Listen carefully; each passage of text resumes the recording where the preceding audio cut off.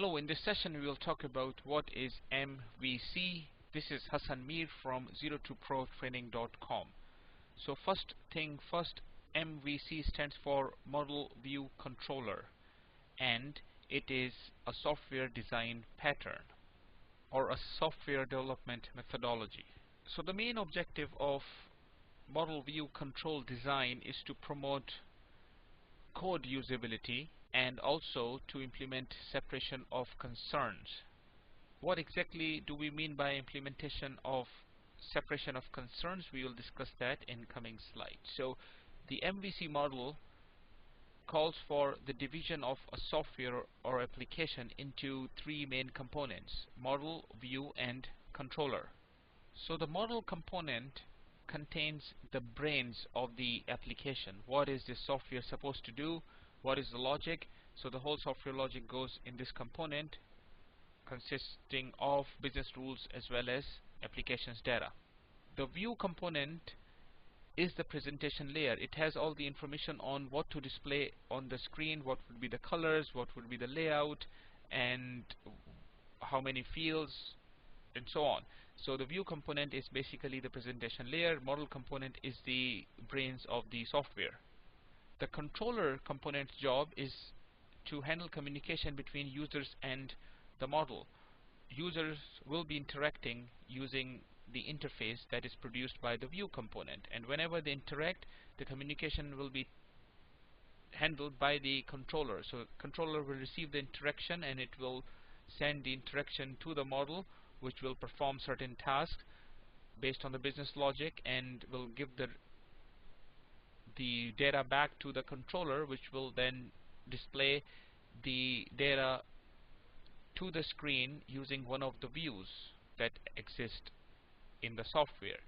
So we talked about the main objective of MVC model is to create separation of concerns, and in other words, we want to separate the user interface with the business logic, with the software logic. So if you ever want to change the interface, you do not have to touch the software logic. If you ever want to change the software logic, you do not have to touch the user interface. So we are separating the two components.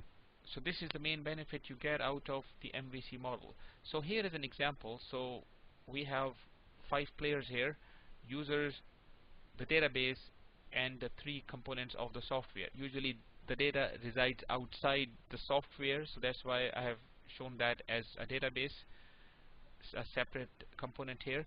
So let's say user is seeing something on the screen, a presentation view from the software, and user presses some button. So controller is going to take over the communication and it's going to translate that button into some kind of an action. And let's say this button is all about to query some data from the database. So the controller is going to pass that information to the model.